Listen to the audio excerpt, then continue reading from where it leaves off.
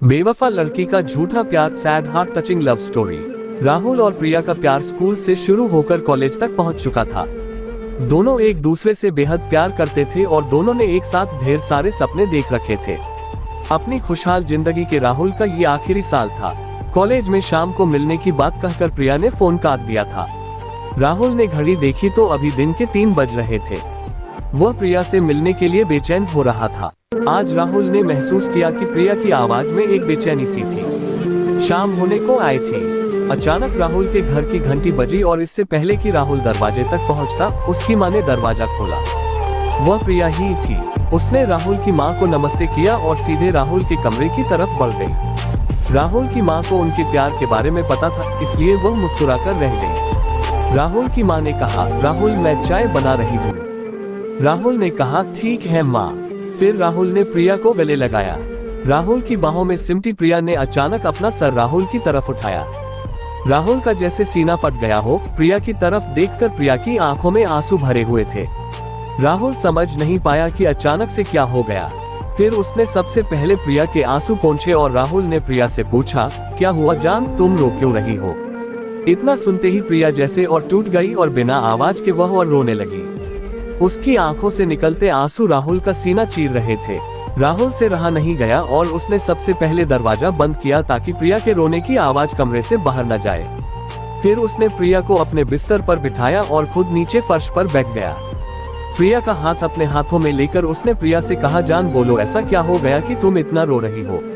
तुम्हें पता नहीं मेरे दिल पर क्या गुजर रही है तुम्हारे आंसू देखकर। अब प्लीज बताओ क्या हुआ है। प्रिया ने अपने आंसू पोंछे और अपने आप को संभालते हुए राहुल का हाथ पकड़कर बोली, हमारा साथ यहीं तक था जान, हमारे रास्ते आज के बाद कभी साथ नहीं होंगे। राहुल को जैसे एक झटका लगा। उसने प्रिया के हाथ को कस के पकड़ा और बोला, क्या पागलों जैसी बातें कर रही हो तुम? होश में तो हो ना? प्रिया की आंखों से फिर से आंसू टपकने लगे। उसने राहुल को अपने पास बिस्तर पर बिठाया और उसका हाथ पकड़कर बोली, जान अब मैं किसी और की पत्नी बनने जा रही हूँ। पापा ने आज ही मेरा रिश्ता तय कर दिया और घर में सब बहुत खुश हैं। राहुल पागलों की तरह उसकी तरफ देखकर प्रिया की बातें सुन रहा था। उसे समझ नहीं आ रहा था कि वह कैसे और क्या बोले। फिर थोड़ी देर बाद जैसे उसे होश आया, उसने प्रिया की आंखों में झांक कर कहा, तुम मजाक कर रही हो ना जान? हालांकि राहुल की आवाज कर रही कंपन खुद राहुल को बता रही थी कि वह जानता था कि अब सब कुछ खत्म हो चुका है और प्रिया मजाक नहीं कर रही है। प्रिया ने उसके सवाल का जवाब नहीं दिया। अपने चेहरे को दुपट्टे से पोंछकर उसने राहुल से पूछा, क्या तुम्हें ये सच में मजाक लग रहा है? राहुल को अचानक से ऐसा लगा जैसे पूरा कमरा उसकी आंखों के सामने घूमने लगा हो। उसने अपना सर अपने हाथों से पकड़ लिया और एक शब्द न कहकर फर्श की तरफ देखने लगा।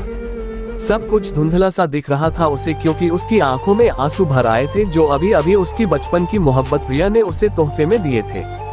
प्रिया बिस्तर से उठी और दरवाजे की तरफ बढ़ी। राहुल अभी भी वैसा ही बैठा हुआ था। प्रिया ने जब राहुल का नाम लेकर पुकारा तो राहुल हैरान होकर प्रिया की तरफ देखने लगा। आज तक जो प्रिया उसे जान के अलावा और कुछ नहीं कहती थी, आज शादी तय होते ही उसे उसके नाम से बुला रही थी। अचानक जैसे राहुल को होश आया, उसके चेहरे पर आंसुओं को साफ देखा जा सकता था। उसके होठों पर एक दर्द भरी मुस्कुराहट थी।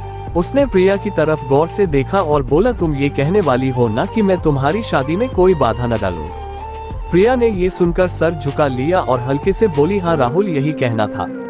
मुझे पूरी उम्मीद है कि तुम मेरी हालात समझोगे और कुछ भी ऐसा वैसा नहीं करोगे जिससे यह शादी टूटे या मेरी या मेरे घर वालों की बदनामी हो। राहुल हैरानी से प्रिया को देखता रह गया। ये था उसके बचपन का प्यार, जिसे ये तक पता नहीं कि वह ऐसा कुछ करने की सोच भी नहीं सकता जिससे प्रिया या उसके घर वालों का कोई नुकसान हो। क्या इतना ही जानती थी प्रिया उसे? राहुल प्रिया से कुछ कहने वाला था मगर फिर रुक गया। उसने प्रिया की तरफ देखते हुए दीवानों की तरह मुस्कुराया और अपने दोनों हाथ प्रिया के सामने जोड़े और फिर दरवाजा खोल दिया। प्रिया जैसे ही कमरे से निकली, उसने देखा कि राहुल की माँ वही दरवाजे पर खड़ी थी। वह समझ गई कि राहुल की मां ने सब कुछ सुन लिया है। अपना सर झुकाकर प्रिया वहां से चली गई। राहुल की मां ने राहुल के कमरे में चाय रखी और उन्होंने राहुल की तरफ देखा। उसकी मां बेटे का दर्द देख न पाए और बिना कुछ कहे कमरे से निकल गई। फिर राहुल ने चाय के कप को देखा। चाय से निकलती भाप उसे अपने जख्मी दिल के धुएं की तरह लगी।